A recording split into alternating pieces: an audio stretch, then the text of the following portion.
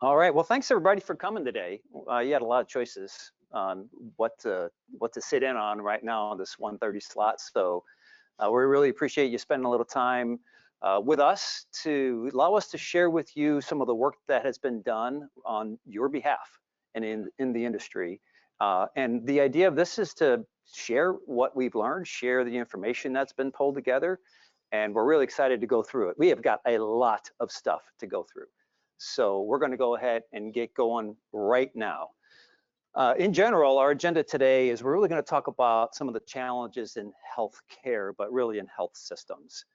We are really excited to share with you the results of our inaugural HTM report, which is a report that we commissioned to be done by professional surveyors in the HTM industry, and we're really excited to share with you the overall outcome of that and really the key findings of that as well. It's going to talk about some of the problems, and it's going to talk about some of the challenges and some of the goals that are in your space. And we'll see if that relates to the audience here today. We're going to talk about solutions to that. Really, we want to talk about service labor solutions and training and advancement solutions, as well as imaging parts. And then finally, we're going to tease you a little bit with what the future is looking like from our chair, from what we see. So Einstein once said, continually, we cannot solve our problems with the same thinking we used when we created them. Well, this is probably true with anything in life. And we continue to adapt to thrive. That's what human nature does. And that's what we're excited to talk to you about. Really, that's fundamental to our belief system. But we think this quote really summarizes what it takes to achieve the greater goal. And then discovering what the HTM community's needs are and understanding how we can meet some of those needs is the passion that we wake up to do every day. We like to say that your success is our success. And that is the goal that we work for at all times. So, and what Einstein is talking about here, though, is some of the transformative thinking that occurs that he introduced, and we'd like to talk about the same thing. So, millions of patients rely on your abilities and on our healthcare system for the quality care that they expect, right? But this mission is really being compromised by a lot of the forces that are coming in on the healthcare systems as well as on the HTM departments. And really, let's take a look at it. 66% of hospitals expect supply chain costs to grow. Well, maybe the glass half full is 34% don't. So I want to talk to those 34%. If they're here, stand up. Probably not. So it's interesting. Not everybody talks about their supply chain costs growing, but look, a majority, by far a majority of health systems say that they're going to see a supply chain cost grow. Okay, so that's a relatively large expense line.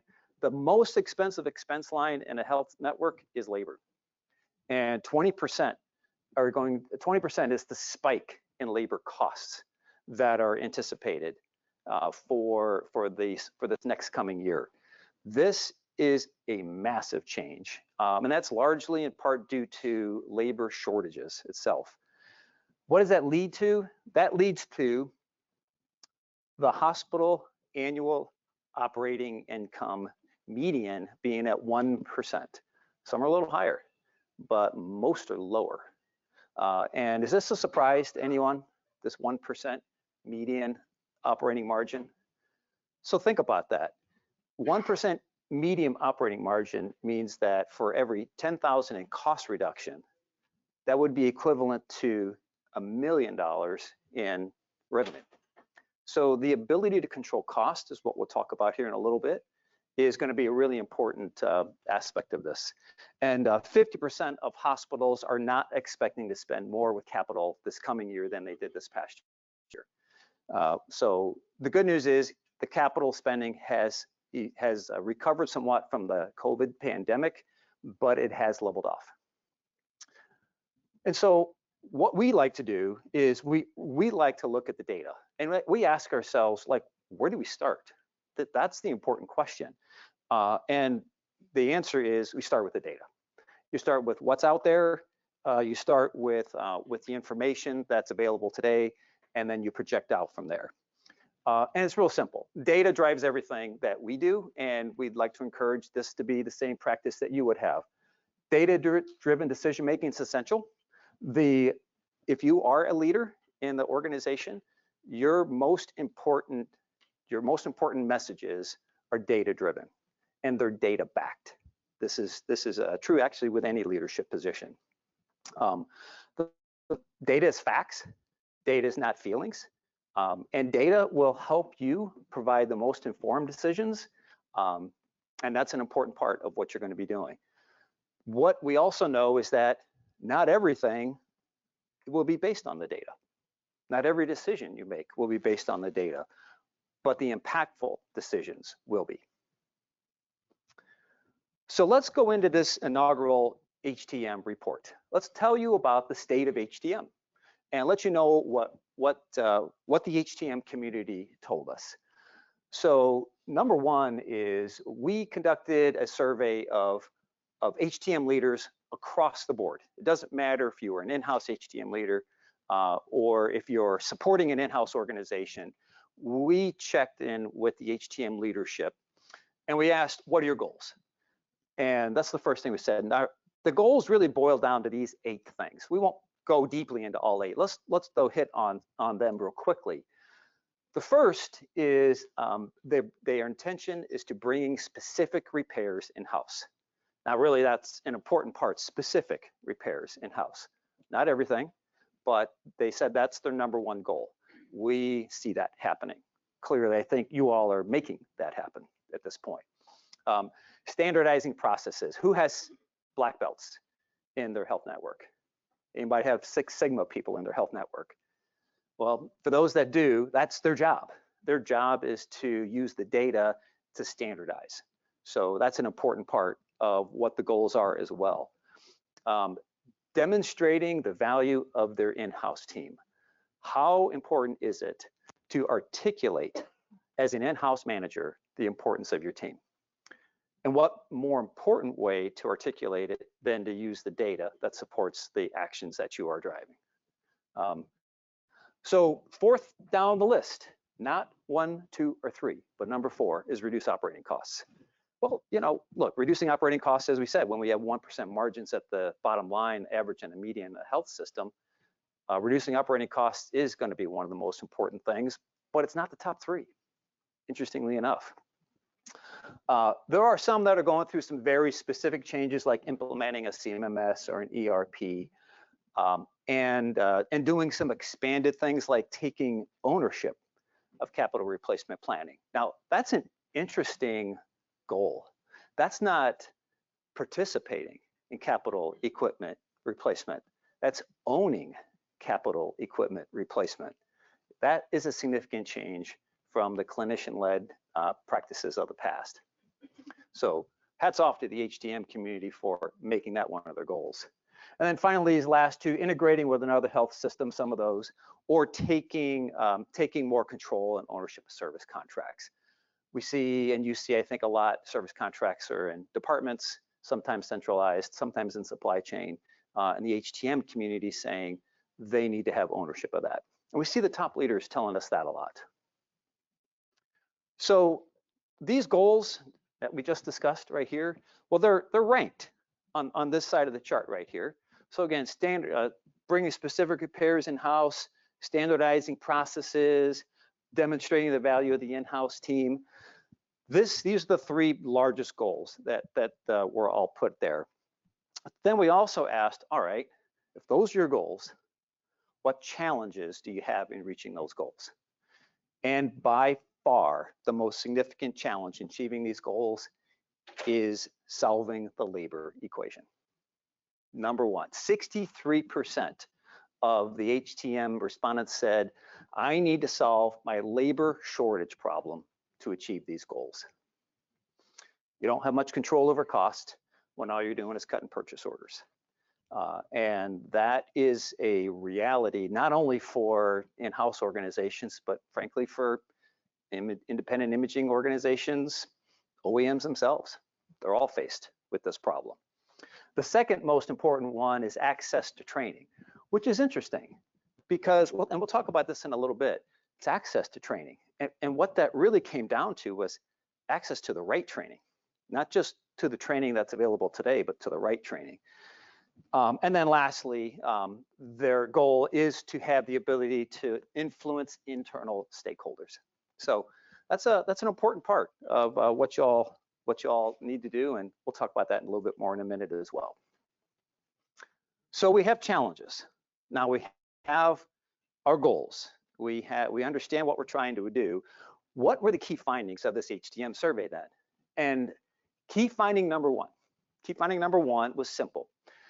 There are multiple forces converging right now on the HTM community. We just saw what some of those forces are 2 slides back. And the leaders are asking and pointing to a data-driven solution to solve those problems. And here's what they said.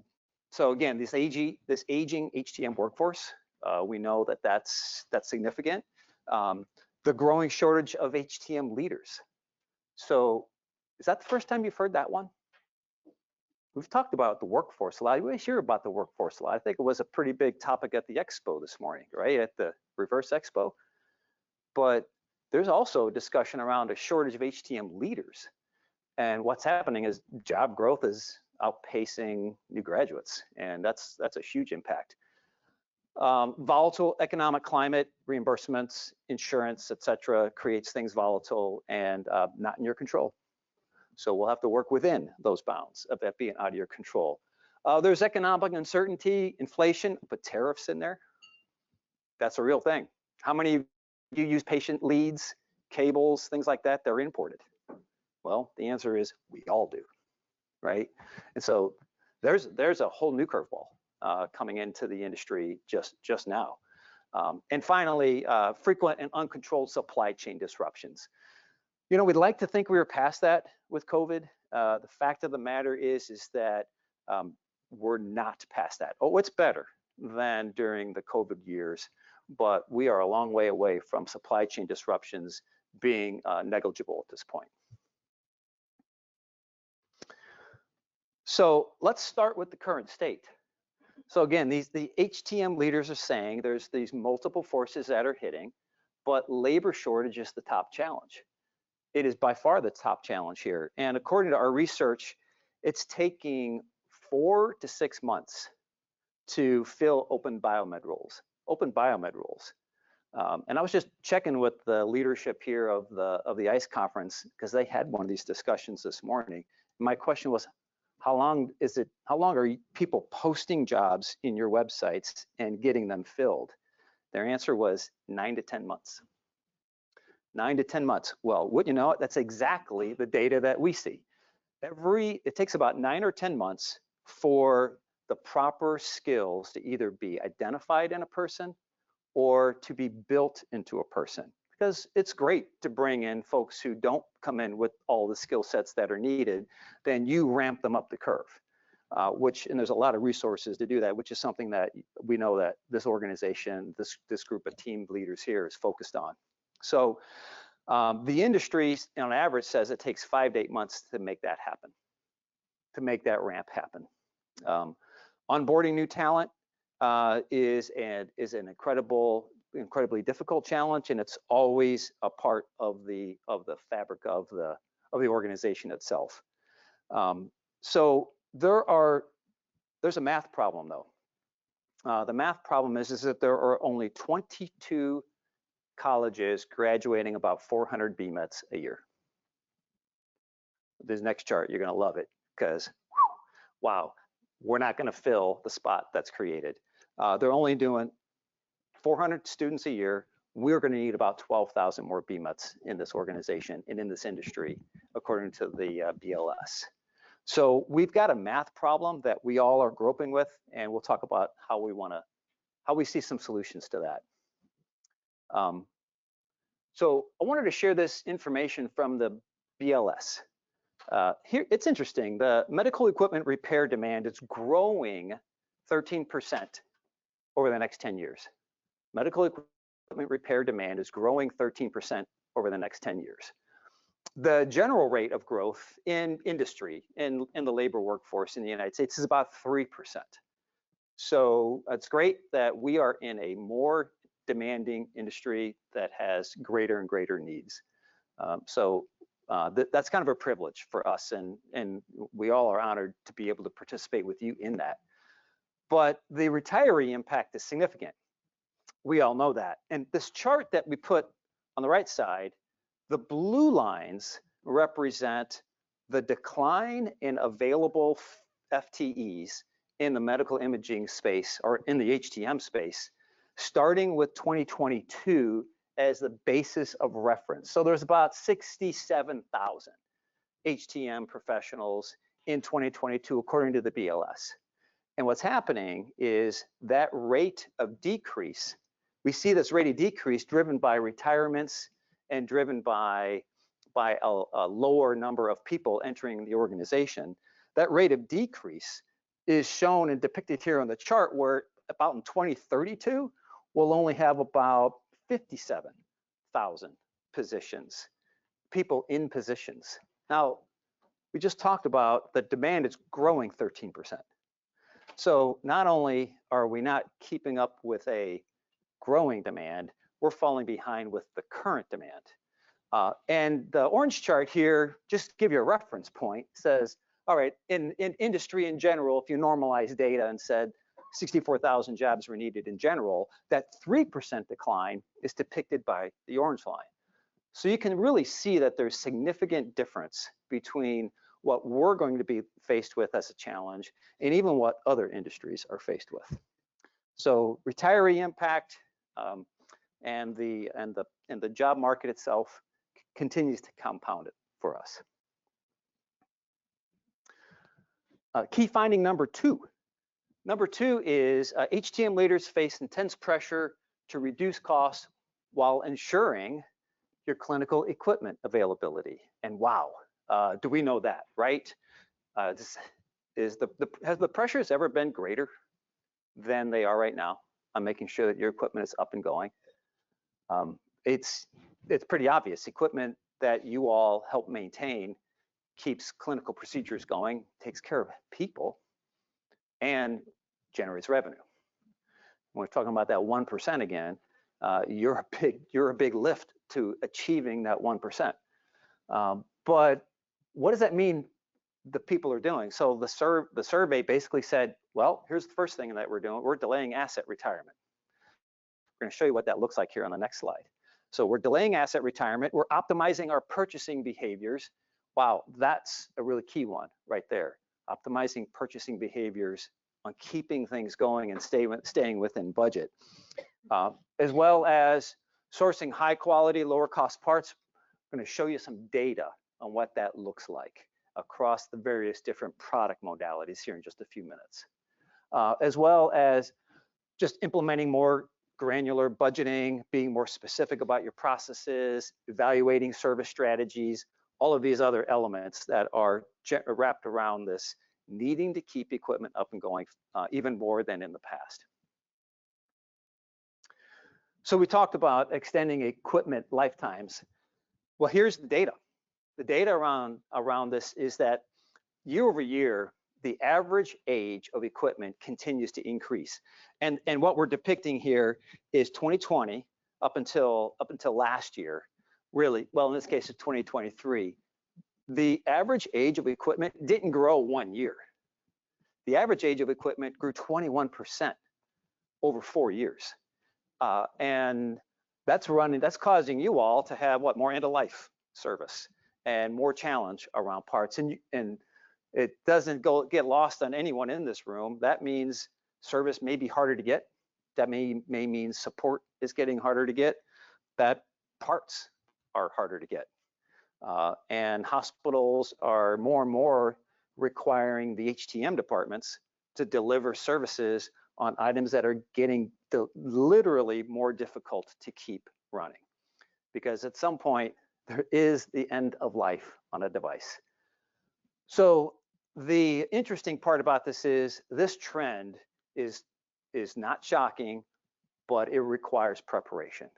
it's somewhat very disturbing, to be honest. And we see a lot of different healthcare systems and a lot of different entities out there that will hang on to equipment longer. Some won't, but for those that don't, that equipment tends to find its way back into the organizations that are looking for replacing assets with non-new assets and ultimately buying older equipment, keeping it going. So repair costs are high, and this trend is going to continue to drive a lot of considerations, none less than the risk of downtime. So the risk of downtime is really one of the most important elements here. And what does that downtime look like?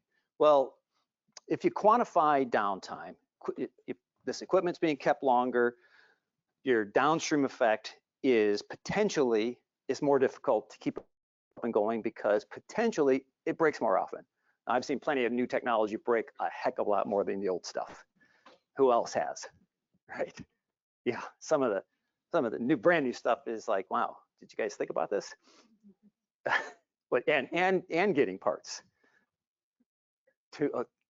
So it's solid state, and then yeah, the parts don't work well together. This is a lot of moving parts in this new stuff. But let's quantify it. Everybody likes to talk about CT, so let's talk about CT. Let's be really specific. If your CT scanner that doesn't have redundancy, right? Now, if you have redundancy, that, thank goodness, helps solve some of the problem of patient care and revenue. But if you don't have redundancy, or you run at capacity so that when you literally do have a machine that goes down, you do have to do either rescheduling or you have to lose revenue. Just 2% of downtime results in $600,000 of potential lost revenue or potential lost cost. So that's what it costs you, $600,000 for 2% downtime. Let's translate that back to that 1% operating margin. If you're 1% operating margin hospital and you are losing $600,000 because your CT is down 2%, that's $60 million in top line revenue to make up for that 2% that's down. $60 million. These numbers get astronomical pretty fast, right? And now, if your CT is down 5%, and gosh, I hope nobody's CT is down 5% because isn't that a lifetime for a CT? Like, y'all get fired for that, right? I mean, I know I would. So, but if it did get to 5%, that's $1.5 million. And the MR numbers are actually a little bit richer by nature of CPT code reimbursement rates. So the MRI numbers go up to $1.8 million. Well, the point is that adds up. And if you're a small health system, that can roll up to, just using this example alone, $13 million in annual imaging cost of equipment downtime. $13 million. And if you're one of the larger health networks and you've got multiple pieces of equipment, maybe you're one of the ISOs that drive some of that, right? Like you're carrying a much bigger load than $50 million, much bigger load. And I know you hear about it because you've got uptime guarantees, and there's a reason for that because they need the equipment up and going. So 100% an important factor. Now, uptime is affected by more than just like the age of the equipment though, right? Uptime is affected by a number of factors, and we're gonna talk about that here in just a few more minutes as well. Key finding number 3, data is essential. And we'll kind of keep things moving here, but data is essential. Data drives decisions. Historically, and maybe even a little bit now, the HTM department relied on clinical preferences and political environment and things like that, requiring that to drive the direction. But more and more, data is helping to drive the direction with our clinical HTM people. Okay. So if we said labor was the biggest thing that we had as a problem, what kind of solutions can we do with labor? Well, first of all, let's get really specific about labor. We talked about the talent shortage.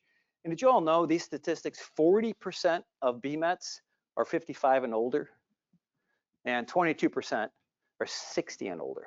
So there's 62, 63, 22%. I mean, not everybody sees that, but the large organizations see that, right? You've got that in your massive world that's carried, right? Insufficient staffing and onboarding processes can take 10 to 12 months. Unsolicited, that is exactly the amount of time that that our friends here at ICE, who just finished the expo, the reverse expo a few minutes ago, said, yeah, it's taking 10 months to fill the job. Said, you know, customers buy 45 days worth of advertising from us, and it's like, why ain't my job filled? And it's like, well, it's taking 10 months these days. Doesn't matter who you are. You know, you get some great classic names out there, but it's taking 10 months to fill some of these jobs. And so we've got this continued extended long lead time that we have to work through. A lot of HTM leaders don't have sophisticated learning management systems. They don't have a good tool to help track what their capabilities are and what their training is. And how many of y'all have to do this like out of spreadsheets or something relatively simple? How many do you have? How many of you do you have like a more sophisticated LMS to operate out of? Yeah. So some of the larger organizations invest in this. A lot of the in-house organizations, they're not there yet. And so what we see with them is, again, over 80% rely on these unsophisticated metrics and these unsophisticated tools. And then really this last part is there's really a low satisfaction with the training options. It doesn't mean there are bad training options. There's really good training options, and most of the training options that are purchased these days are OEM classes with the OEMs, which is frankly phenomenal training, right? That's a great way to train and get pedigree inside your HTM department. But that's not so compatible with the training budget. And the training budget is not allowing as much training as would be desired to be accomplished through OEM training itself. So we're looking for new options, and this is part of the challenges that the organization is facing. So how do you solve some of this? So the first way you solve some of this is really just with a tool that some of you have implemented and others may have yet to do that. And that is really just a competency mapping tool. There's companies out there that help provide that. It's a data-driven tool that uses inputs to tell you what your actions should be. So is the evaluation process that's data-driven. The second thing is onboarding. And onboarding is really just fundamental training, getting accredited, quality training, all of the capabilities that are needed by an HTM department, helping to speed up the onboarding process. And then training itself. Training is more and more becoming expensive and needs to move more into a hybrid environment, and that started. There's a lot of groups out there that have provided hybrid training, both on screen, maybe through a set of goggles or a VR kind of screen, and hands-on.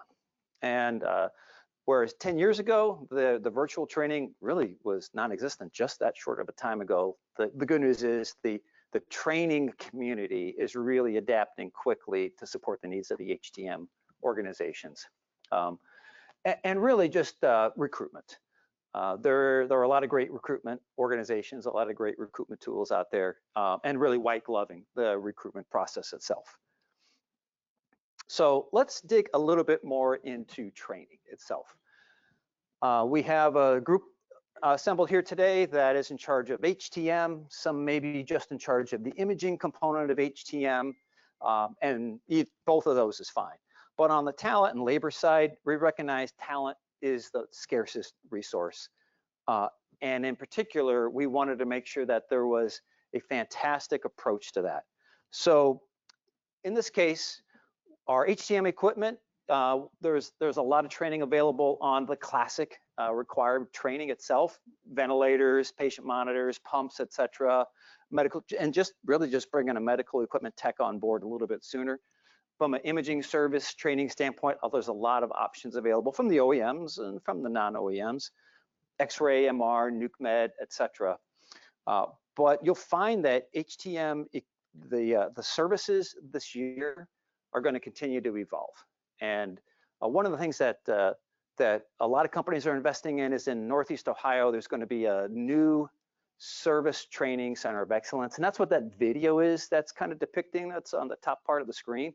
That's a virtual walkthrough of a new capability that's specifically focused to accelerate the training capabilities and the training achievement of HTMs throughout their career. Not just those starting their career, but those that are also advanced in their career that need product-specific training.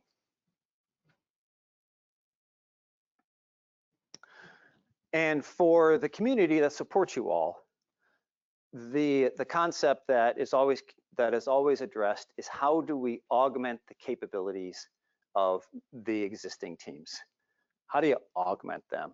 I think all too often there's a concern that somebody is going to get trained by maybe an OEM or whatnot, and the OEM may take them, or put OEM in, just substitute that word with another entity. It's always possible, but as leaders in this industry, it's our responsibility to train our people. We all got trained by the leaders ahead of us. And I know there's that fear, what if you train them and they leave? It's real. It's real. I always wondered, what if you don't train them and they stay? So it kind of offsets a little bit. So we do, and let's take the training route, right? And really, the DoD skill bridge, does anyone take advantage of the DoD skill bridge opportunities that are out there these days? Show of hands, anybody? Does anybody know what this is?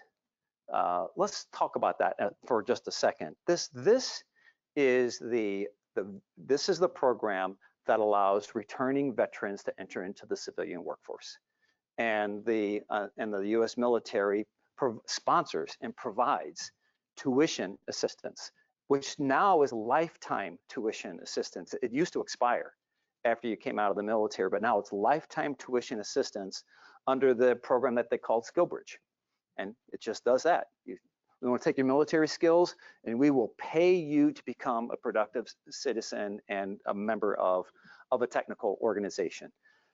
And I think a lot of organizations really probably do tap into this, and maybe it just isn't called this way quite so much.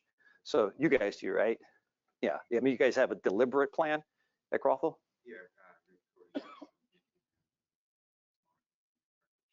Yeah. So there's a lot of organizations really do a good job of recruiting into the organization. But SkillBridge is a great way to go. The GI Bill also has approved courses. And that's, veterans can use the GI Bill to transition to a new field, even if they already exited the military and they entered into a field. They can transfer out of that field into your field. And the GI Bill, if they're a discharged veteran, they are allowed to use GI Bill resources. And I think it's $60,000 worth of reimbursement that is available to them for tuition. So that's another really important play. And the third play is what's called the Registered Apprenticeship Program. This is called the RAP for short. So basically, this is even better. Get paid for on-the-job training. Get paid for on-the-job training. So they may not have all the skills that are needed. And maybe your approach needs to be not so much of a school, and it can be on-the-job training. That's what this Registered Apprenticeship Program is. If you're not taking advantage of some of these programs, please look into that. That's something that we encourage. There's a lot of resources in order to execute that training when you're looking for a training place. I see Dale over here. Dale just was teaching CT courses this morning, I think, right? You got another one this afternoon. So there's RSTIs maybe is a solid example of one. There are a lot of great organizations that participate in the SkillBridge program. I even see some of the more advanced imaging center organizations that are building their own in-house imaging group. They offer this to employees. They also offer it to someone who wants to just be a radiology technologist, just a rad tech. You do that too. As long as you have a program that's approved by the DoD, you can develop skills from any starting point of the military. So please jump on that bandwagon. It's the right thing for us to do in the industry. It's the right thing for us to do for our veterans. And it is maybe the most important advancement that we've been working on in the last year ourselves. So let's work. So we got some people, we've got them in, but now what we hear is great. I've got a technician, he's standing in front of a piece of equipment and he can't work on it because the OEM has a service lock on it, or I don't have the proprietary service diagnostics to do service. And there is no better fitting key than OEM proprietary service diagnostics. And some organizations can get those, fantastic. Not everybody can. And if you're one of the organizations that can't get proprietary diagnostics, there's this 21 CFR 1020.30. Has anybody heard of that? Anybody heard of this regulation? Okay, so this is, you know, if you want to go really to sleep, go pull out the CFR book, and it's 3.5 inches thick, and 1020 is just one of the codes. What that basically said is, hey, Mr. OEM, you have to allow any service organization to service and maintain compliance of any radiation producing device, no matter who they are. You can't stop that from happening. And there's a reason for that. The reason for that is because if you have repair techs who are executing repairs, you have to certify that equipment that it was performed per the OEM specifications. That is your responsibility in an FDA controlled device, which means in that case, if you replace a certified component, you fill out an FDA 2579 form. So in order for you to be compliant, then what you're required to do is to fill out a 2579, and the OEMs have to give you this service software that is called AIAT service software, assemble, install, adjust, and test service software, which is a standard set of service software. It's not proprietary software. It's a standard set of service software that lets any organization do all of the required maintenance on a radiation producing device. So what the OEMs have done is that they've complied with this. We'll go over like the big three in the next slide. But what the neat part about it is they've gone beyond just radiation producing devices, and they've opened up the software for MRI, they've opened up for nuke med, they've opened it up for ultrasound, but that part of the world is changing. That part of the world is starting, that door is shutting on the non-radiation devices. So we'll talk about how to work with that here in just a second. But bottom line is manufacturers provide instructions. They will give you instructions on how to make sure that your radiation producing equipment is safe and effective and operating per specifications. And I just wanted to highlight the top three. Let's highlight GE, Philips, and Siemens. All three major brands give you access, okay? They all give access, and they all do it a little bit differently. GE has what's called the Common Documentation Library, CDL.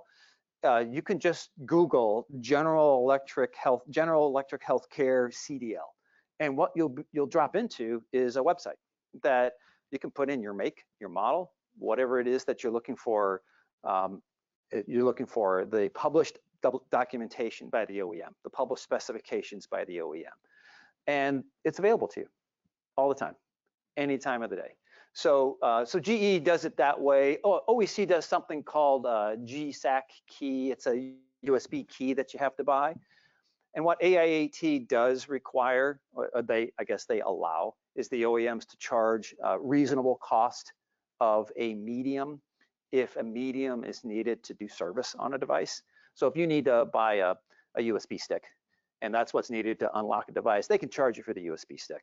Okay, it's $200 or $400, or they can charge a reasonable fee. You see those reasonable fees starting to creep up, actually, which is a little concerning, but that it's still completely available.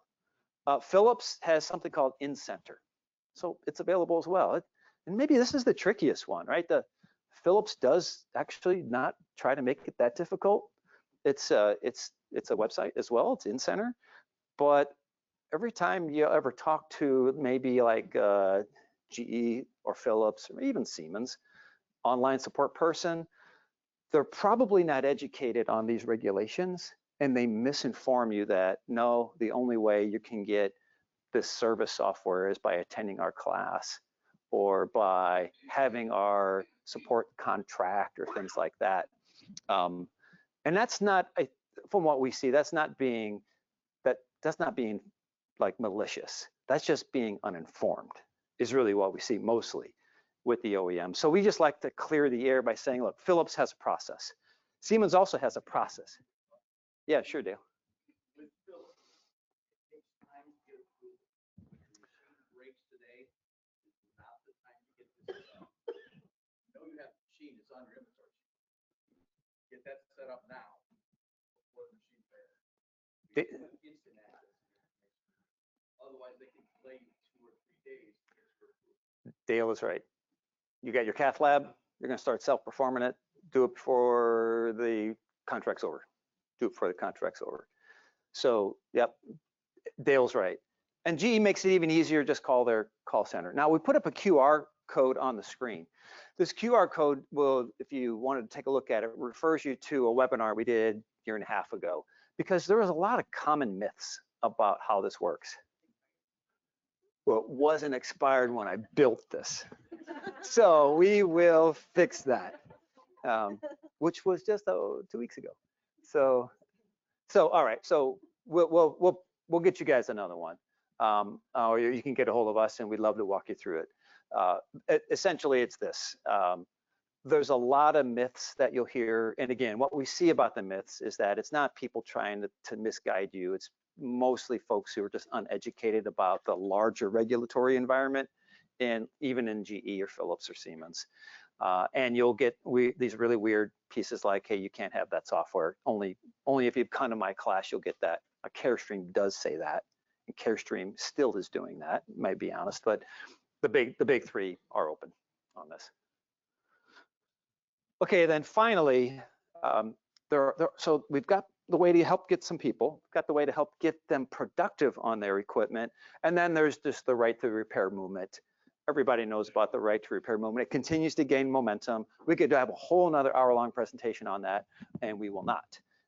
But if you want to know more about the right to repair movement, the states have right to repair movements.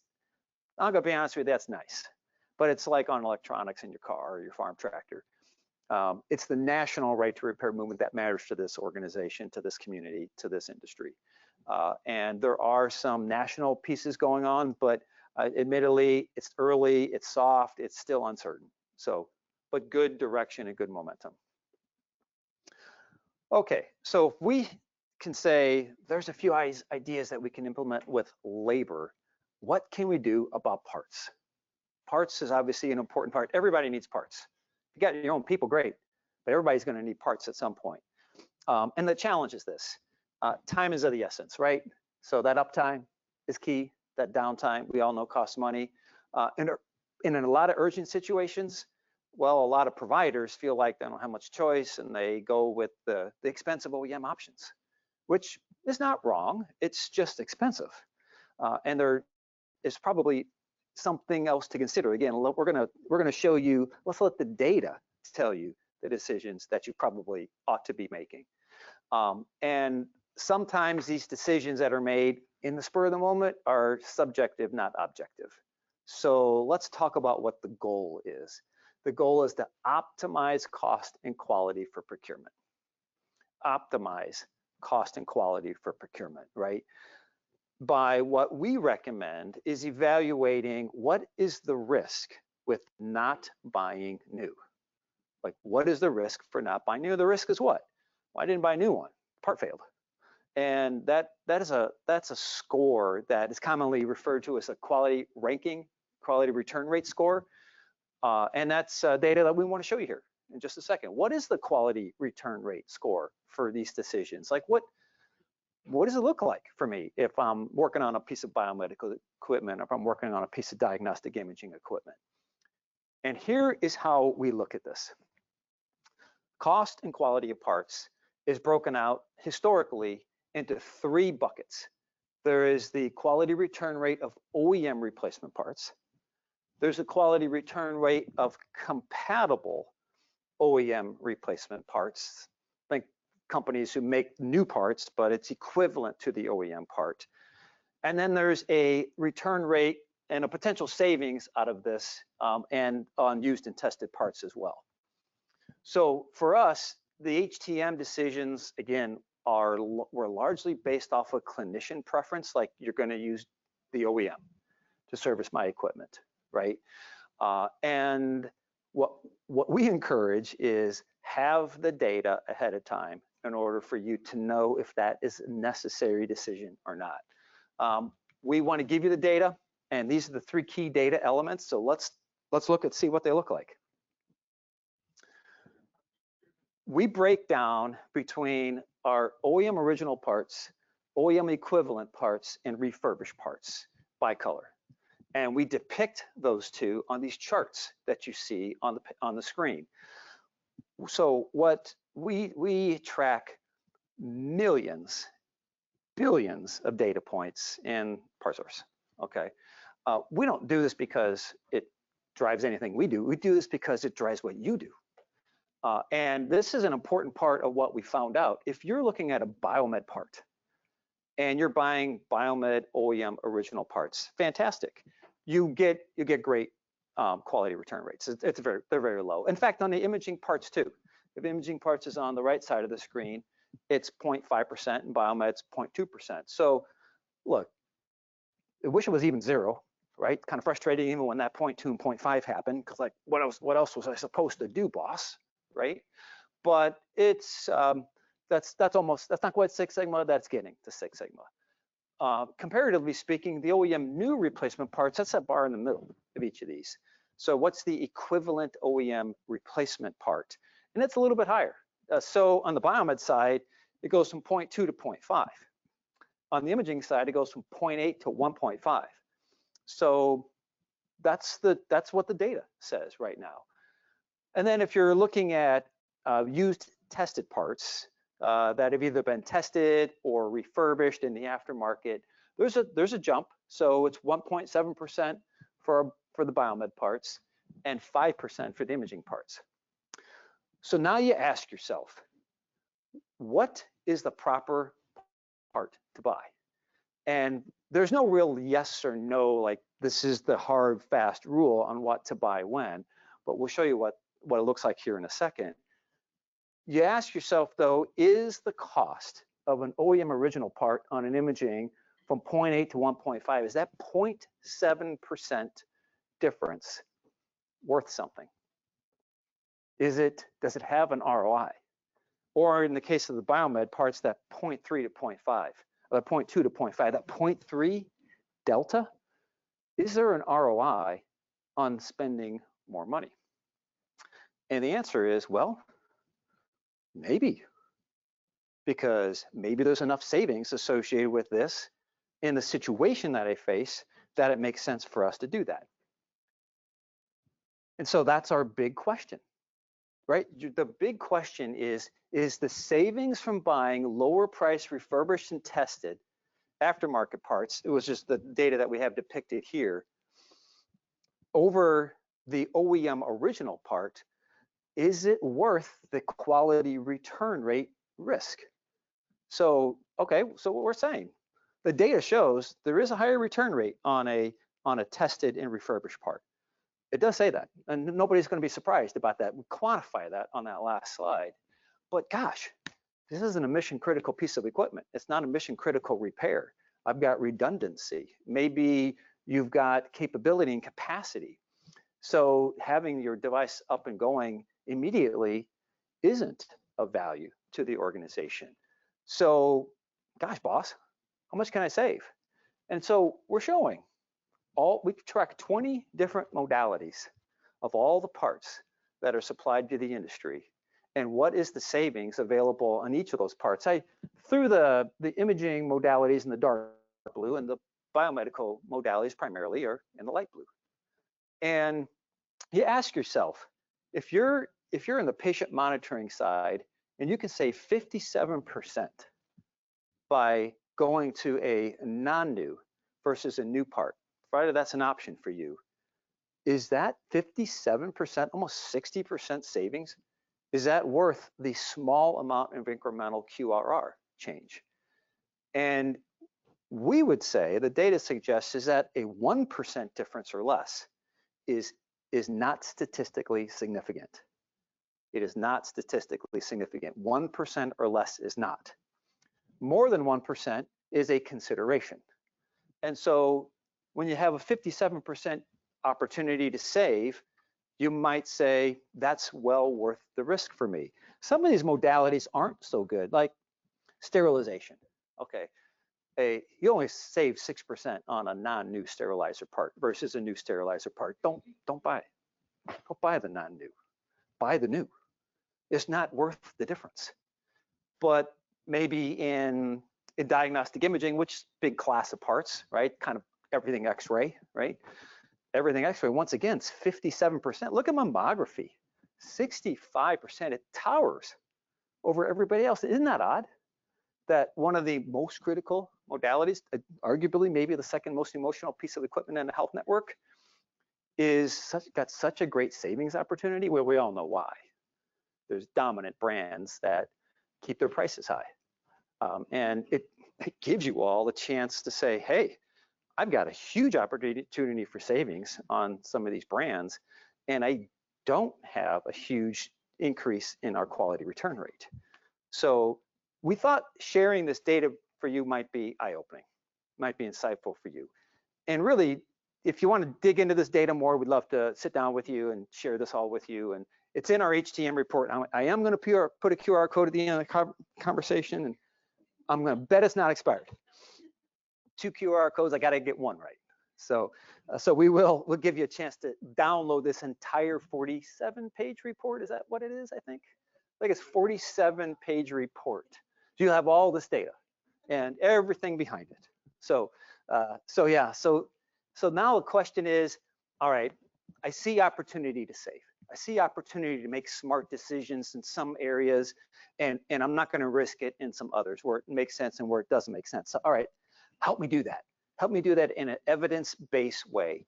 And the evidence-based way that is employed, I think, kind of universally, it's something that we coined precision procurement, which is let the data tell you what to do. And what we say is, look, we start with this stratified data warehouse of, what is it, 3 billion data points.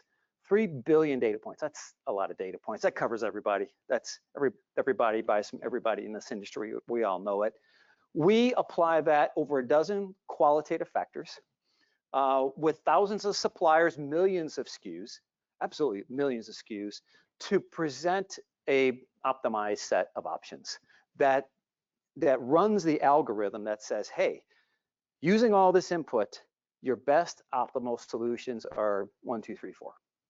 And then present that to customers, make that an opportunity, but allow the customer to have the opportunity to make a decision. It's just data available for the customer's information, just for your execution. We don't have parts like in the companies that we work for. You all might have some of them. Maybe, some of the ones you guys supply a lot of that stuff. But we're just presenting the data. And in the end, does it work? And the answer is yes, it does. 99.5%. It is our quality acceptance rate is achieved out of a process to do this. Now, we like that because what it does for you is it helps reduce the quality return rates that we've been trying to achieve in this community, in this industry for a long time, down to 0.57%. That's where our 99.5 comes from.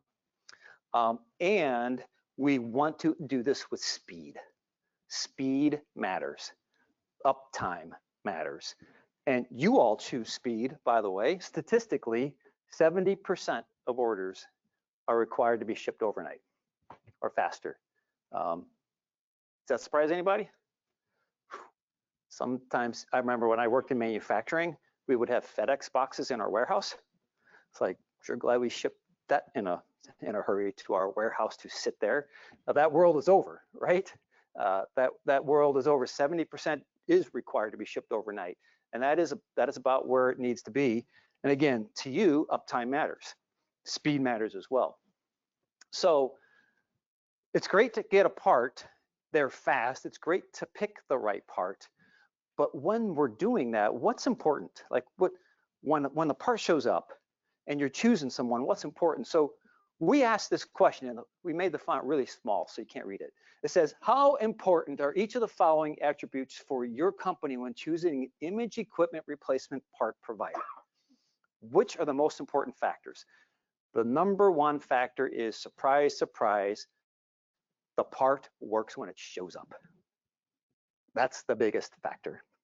So it's great to have the data to tell us what kind of seems like the obvious, right? The second most important factor is it got there on time. The third most important factor is it didn't take me a hell of a lot of time to get it. Fulfillment rate, the fulfillment speed was important. So those were the top three that the market says is important. So we always keep our eye, you always all keep your eye on these top three. Price ranked like number 7. Now, price lets you in the game. All right, look, that is just the fact. Price does let you play, and in improperly priced out of market price, you don't even get to play in the rest of the factors. So, so we thought this was an important way to know that when it ultimately works, let's do it this way, and then let's do it with speed. Let's do it with speed. Let's make doing this easy and fast to do. So if you're a regional healthcare organization, an optimized workflow looks like about 15 minutes worth of, like, my guy is ordering parts. And if it's not optimized, it's about 70 minutes. From a large, like, national healthcare organization, the numbers are even broader, right? It's about 17 minutes if you're optimized, and was 85 minutes previously in their historic workflow. My goodness, I mean, we got a shortage of people. Let's get them on the most important work. Let's have them work at the top of their license, not on the things that, frankly, are not that critical to the skill set that they bring to the organization. And then lastly, 71%, 70% reduction here. So lots of great insights that we have going on, and looking at the overall budget, imaging considerations, etc. Well, let's move on though. Let's talk a little bit about what we see the future looking like. And really, in summary, the future looks a whole lot different than the past. The future is, the next 10 years is going to be really driven by data insights. It's going to be driven by the decision process themselves. In the past, really, our last 10 years were about the diagnosis. So it was about digitizing what we were doing, and was about streamlining about what we were doing. I think maybe some people are still working their way through that last 10 years processes. But the future is about maintaining equipment capacity. It's about achieving successful revenue streams with healthcare. It's about achieving real-time health monitoring. And so the world that you all work in is going to continue to evolve from the one that you've been in the past. And that simply just says, look, there's a way that you're going to work through it, from simple tools to complex tools that are really kind of manual, to simple digital tools to complex digital tools. And there's a lot of detail that we can have and talk about on a lot of these things. But that is, of course, the direction that's going. And we thought it was useful to say, look, the future state of HTM, because we've lived in the past, the future state of HTM is really going to be about achieving things like selecting vendors based on objective data, not just vendors that are based off of past data, or buying replacement parts we're buying replacement parts as a science. It's not a sideline. It's not what my technician does and he knows Louis at the local supply organization, and it's not done that way anymore. It's done in ways that are more data driven. And so these may seem obvious, this is part of it, but here is maybe the coolest part of everything today. What we're working on is the future. And the future looks like this clinical consortium of all of healthcare coming together for the benefit of healthcare. And it doesn't matter who you are, but if you're a hospital and you collect break-fix data and your CMMS operates and you have ABC equipment, doesn't matter what it is, the tools that we're working on right now collects all of that information from different health networks, from different hospitals. And we're using that tool to build a collective knowledge database. Now, I've heard this before, right? And people have tried this before. We're doing it now. This is not like some dream that somebody thought of. This is something that the big organizations need to help solve for healthcare. This is a problem that needs to be solved at scale, not at a little website or two little things that are kind of maybe mashed together. This needs to happen at scale for the HTM community to receive benefits. And the idea is that we are building now the ability for the community, for the world to tap into better and more efficient care. And that is by using data and knowledge to help tell you all of these things we talked about, tell you what to do and how to do it, and then you have your next steps ahead of you. So we're really excited about it. This is an organization and in this community where the investment in it is rewarding. The investment in it makes sense for the organization. The investment in it makes sense for our families. And so this is an important part of what is happening right now. And we'll be building what will ultimately be this tank of information that will become available to the world that we couple with. So that HTM report that we talked about is on this QR code. You want to check it real quick for me? It's 47 pages, and it is, last we checked, it was working. So very good. Okay, it works. Yes, we get to have that last one. So that information is available to you. We did this work for you. We did this for you. We want you to have it. Share it, spread it around. Use it as you see fit. If you have questions about it, let us know. We'd love to help you get to the next level. Doesn't matter who you are, really, honestly, doesn't matter. Do that, and we'll continue to work with you to help make healthcare better. I think that was it. And how over am I? I think we're good. 3 minutes. All right. Better than you did? You've been doing. Oh man. Yeah, 2 sessions. There you go. Oh man, these students love you. Can we answer any questions, or if not, we really appreciate y'all coming and listening today. All right.